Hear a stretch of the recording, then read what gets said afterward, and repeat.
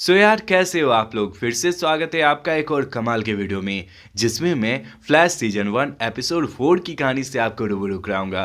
Friends, इसके पहले के सारे एपिसोड को मैंने बहुत ही अच्छे तरीके से अपने चैनल पर ऑलरेडी एक्सप्लेन कर रखा है। अगर आपकी इच्छा हो तो वो वाली वीडियो भी जाकर देख लेना। सो यार अब ज़्यादा देर ना करते हुए हम लोग सीधा कहानी की तरफ बढ़ते हैं। आगे हमारी नजर स्टारलैब में बैरी पर पड़ती है, जहां पर सिस्को, कैथलीन और डॉक्टर हाइसन मिलकर बैरी का फिजिकल एवं मेंटल चेकअप कर रहे होते हैं कि इसकी स्पीड कितनी बड़ी है। इसी क्रम में हम लोग रोड पर एक ट्रक को देख पाते हैं जिसमें बहुत सारे डायमंड्स आ रहे होते हैं कि तभी यहाँ पर अचानक से कुछ चोर आ जाते हैं और इस ट्रक को हाईजैक करने की कोशिश करते हैं। आगे हमारी नजर फिर से स्टारलैब में पड़ती है, जहां रोड पर हो रहे क्राइम की वजह से यहां पर लगा हुआ क्राइम अलर्ट मीटर अचानक से अलर्ट देना शुरू कर देता है। बात करें फ्रेंड्स हम लोग क्राइम अलर्ट मीटर की, तो शहर में बढ़ रहे क्राइम को देखते हुए बीते रात सिस्को ने ये डिवाइस बनाई थी और इसे यहां पर लगाया था। जब भी शहर के किसी खास हिस्से में क्राइम बढ़ना शुरू हो जाता था तो उसकी सूचना ये मशीन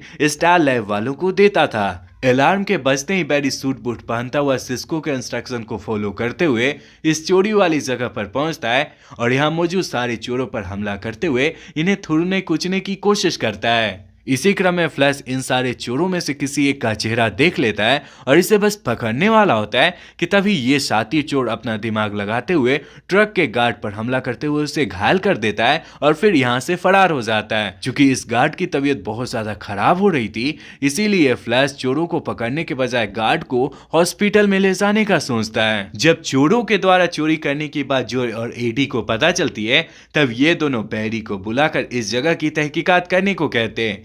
चूंकि फ्लैश ने चोर के गिरोह में से किसी एक का चेहरा पहचान लिया था और बैरी ही फ्लैश था, इसीलिए सीसीपीडी पहुंचने के बाद बैरी क्रिमिनल आइडेंटिटी रिकॉर्ड रजिस्टर को देखने के बाद चोर की फोटो पहचानते हुए चोर की फोटो जोय को दिखाता है। फोटो को देखने के बाद जोय कहता है ये तो मशहूर क्रिमिनल स्नाड है। हर 6 महीने बाद ये सेंट्रल सिटी में आता है और तकरीबन 2-4 हफ्तों की प्लानिंग करने के बाद ये बहुत बड़ी साजिश या फिर चोरी करता है। यहाँ पर ये दोनों बात कर रहे होते हैं कि दूसरी तरफ से आइरिस आती है जो इन दोनों को कॉफी ऑफर करती है। क्योंकि जोय को एडी और आइरिस का रिश्ता नहीं पसंद था, इसीलिए जोय इसे इग्नोर करता हुआ यहाँ से चला जाता है। उधर दूसरी तरफ हम लोग फेलिसिटी को देख पाते हैं जो बैरी के कोमा से लौटने की खबर सुनती हुई यहाँ पर आती है और इसे बात करना शुरू कर देती है। काफी देर तक बात करने के बाद आखिरकार बैरी अपने स्टारलैब में फेलिसिटी को ले जाता है। फ्रेंड्स, आप सोच रहे होंगे फेलिसिटी और बैरी एक दूसरे को कैसे जानते थे, तो इसकी कहानी एरो सीजन 2 एपिसोड 9 में अच्छे तरीके से दिखाई गई है, जिसमें किसी प्रॉब्लम को सॉल्व करने के लिए एरो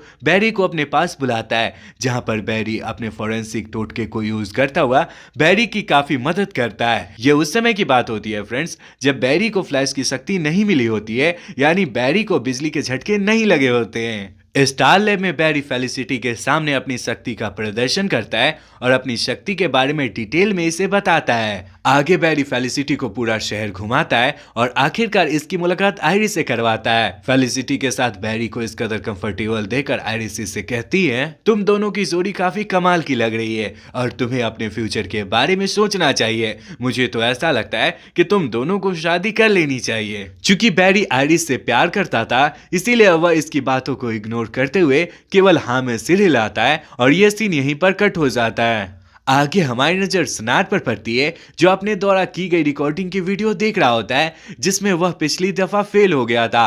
रिकॉर्डिंग को बार बार देखने के बाद स्नाड को पता चलता है कि इस रिकॉर्डिंग में एक भागती हुई बिजली है और शायद इसी बिजली की वजह से स्नाड उस दिन चोरी नहीं कर पाया था। अगर किसी तरह से स्नाड इस बिजली वाले इंसान या फिर इस बिजली को रोक देगा तो वह अगली बार हीरो की चोरी कर सकेगा। ऐसा सोचने के बाद स्नाड चोर बाजार पहुंचता है और यहाँ से एकदम से अजीब तरह का दिखने वाला और नीली रोशनी निकालने वाला कुछ इस तरह का गन लेता है। बात करें फ्रेंड्स हम लोग इस गन की, तो इससे निकलने वाली रोशनी चीजों को या तो फ्रीज कर सकती थी या फिर तेज चलने वाली चीजों को स्लो कर सकती थी।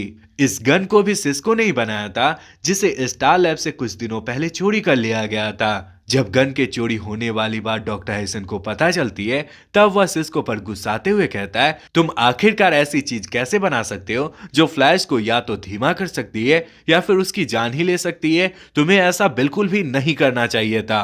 और ऐसा करने से पहले मुझसे एक बार पूछ लेना चाहिए था। डॉक्टर हाइसन वेल्स के इस कन्वर्सेशन को सुनने के बाद हम व्यूअर्स को पता चल जाता है कि स्नार्ड को जो गन हाथ लगी है वो आगे चल के फ्लैश के लिए काफी घातक हो सकती है। आगे हमारी नजर म्यूजियम के बाहर जॉय और एडी पर पड़ती है।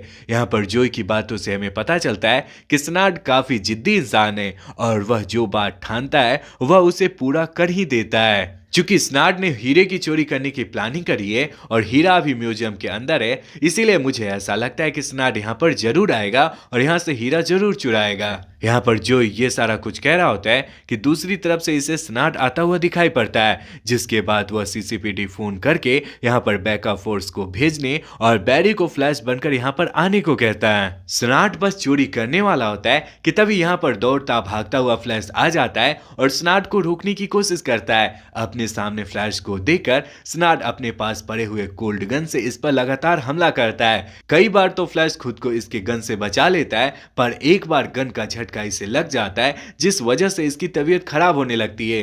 ये देखकर स्नार्ड दूसरी बार फ्लैश पर हमला करने वाला होता है कि तभी दूसरी तरफ से ढेर सारे बैकअप फोर्स आ जाते हैं और इसे रोकने की कोशिश करते हैं। सामने से इतने सारे पुलिस वालों को आता हुआ देखकर स्नार्ड इन सारे लोगों पर भी हमला करने की कोशिश करता है, जिसमें काफी तो खुद को बचा लेते हैं, पर किसी एक को बहुत ज्यादा चोट लग जाती है और वह कुछ इस तरह से फ्रीज हो जाता है। इस पुलिस वाले की यह हालत देखते हुए सारे पुलिस वाले इसके पास आते हैं कि इसी मौके का फायदा उठाते हुए स्नार्ड यहां से फरार हो जाता है। चूंकि बैरी भी पहले से घायल हो चुका था, इसीलिए वह भी स्नार्ड को नहीं पकड़ पाता और किसी तरह से संभालते हुए स्टार लैब में पहुंचता है, जहां पर कैथलीन बैरी का इलाज करना शुरू करती है। चूंकि बैरी के घाव तेजी से भरते थे, इसीलिए बैरी कुछ ही घंटों में नॉर्मल हो जाता है। फेलिसिटी अभी भी स्टार लैब में होती है। यहाँ पर आपस में बात करने के क्रम में आखिरकार बैरी को यह बात पता चल जाती है कि स्नार्ड के पास जो गन है उसे सिस्को ने ही बनाया था। इस बात को सुनने के बाद बैरी सिस्को पर गुस्साता हुआ यहाँ से चला जाता है, जिसके पीछे पीछे फेलिसिटी भी आती है और इसे समझाते हुए कहती है, गलती हर किसी से होती है बैरी, सिस्को की गलती है मैं मान रही हूँ, पर वह अपनी गलती को एडमिट कर रहा है। उसकी गलती के लिए तुम्हें उसे नहीं डांटना चाहिए था। तुम्हें सिस्को की गलती को ठीक करना चाहिए इससे पहले कि उसकी गलती एक बहुत बड़े बवंडर का रूप ले ले। अगर तुम उसकी गलती को ठीक कर दोगे तो सिस्को भी खुश हो जाएगा। तुम्हें वापस से स्टार लैब में चलना चाहिए, आओ मेरे साथ। फेलिसिटी की बात सुनने के बाद बैरी वापस से स्टार लैब में पहुंचता है और अपनी गलती के लिए सिस्को से माफी मांगता है। लगभग पहले जैसा सब कुछ हो जाने के बाद ये सारे लोग मिलकर वापस से स्नार्ड और उसके गन के बारे में ज्यादा से ज्यादा जानकारी इकट्ठा करते हुए उसे खोजने की तरकीब निकालने लगते हैं कि तभी सिस्को को याद आता है कि उस गन को बनाने के क्रम में सिस्को ने उस गन के अंदर में लोकेशन वाली चिप को इंसर्ट कर रखा था। अगर ये सारे लोग मिलकर उस लोकेशन वाली चिप को ट्रेस करेंगे तो इन्हें स्नार्ड और उस गन की करेक्ट लोकेशन मिल जाएगी। इस बात का पता चलने के बाद ये सारे लोग काम पर लग जाते हैं, जिसके बाद फेलिसिटी अपने हैकिंग के दाव पेज को यूज करती हुई गन की एग्जैक्ट लोकेशन पता कर लेती है, जो म्यूजियम से होते हुए रेलवे स्टेशन की तरफ जा रहा होता है। म्यूजियम की लोकेशन आने के बाद ये लोग समझ जाते हैं कि स्नार्ड ने म्यूजियम से हीरा चुरा लिया है, जिसके बाद बैरी फ्लैश बनकर सिस्को और फेलिसिटी के इंस्ट्रक्शन को फॉलो करता हुआ स्नार्ड के पास पैसेंजर ट्रेन में पहुंचता है और इसे लड़ने झगड़ने की कोशिश करता है। अपने सामने फ्लैश को देखकर चतुर स्नार्ड अपने कोल्ड गन से ट्रेन के डब्बे की फर्श पर हमला करता है, जिससे इस डब्बे के सारे चक्के फ्रीज हो जाते हैं। केवल एक डब्बे के चक्के के फ्रीज हो जाने की वजह से सारे डब्बे आपस में टकराते हुए पूरी ट्रेन को पलटने वाले होते हैं। चूंकि इस डब्बे में ढेर सारे पैसेंजर फंसे हुए थे, इसीलिए फ्लैश थोड़ी देर के लिए स्नार्ड को पकड़ने का ख्वाब अपने दिमाग से निकालते हुए ट्रेन में फंसे हुए सारे पैसेंजर को अपने सुपर स्पीड से बाहर निकालता है। लगभग सारे लोगों को पलटते हुए ट्रेन से सही सलामत बाहर निकालने के बाद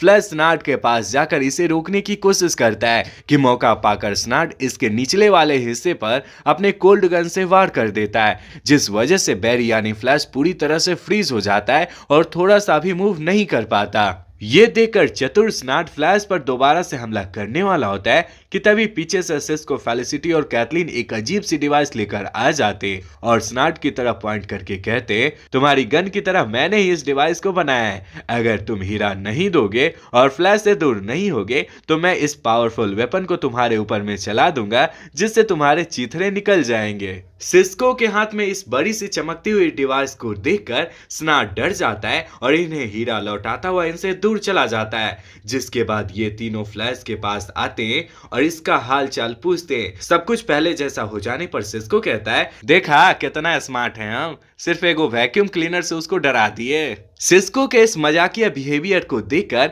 बैरी मुस्कुराता है और ये चारों फिर से स्टार लैब में पहुंचते हैं, जहां पर सिस्को स्नार्ड के गन को फिर से लोकेट करने की कोशिश करता है, पर लाख चाहने के बाद भी वह इस काम को नहीं कर पाता। बैक ऑफ द स्टोरी ये थी फ्रेंड्स कि सिस्को के पास से दूर जाने के बाद स्नार्ड ने उसके अंदर के चिप को निकाल दिया था। आगे हमारी नजर आइरिस पर पड़ती है, जो काफी निराश होती है कि तभी इसके पास जोई आता है। यहाँ पर इन दोनों की बातों से हमें पता चलता है कि जोई के द्वारा आइरिस और एडी के रिश्ते को नाकामी देने की वजह से आइरिस बहुत ज्यादा परेशान है और इसका चेहरा इसी वजह से उतरा हुआ है। अपनी बेटी को इस कदर निराश देकर जोई एडी और आइरिस के रिश्ते के लिए हामी भर देता है। वहीं दूसरी तरफ इस एपिसोड के लास्ट सीन में हम लोग फिर से स्नार्ड को देख पाते हैं, जो किसी इंसान के पास जाता है और कहता है, तुम्हारे पास कुछ ऐसी शक्ति है जिसे मेरी जरूरत है, अगर हम दोनों एक साथ हो जाएं तो पूरी दुनिया जीत सकते हैं। जवाब में ये बंदा कुछ भी नहीं बोल पाता और ना ही हम इसका चेहरा देख पाते हैं। ये बंदा कौन था फ्रेंड्स जिससे स्नार्ड मिला था, इसकी कहानी तो आपको अगले एपिसोड में पता चलेगी।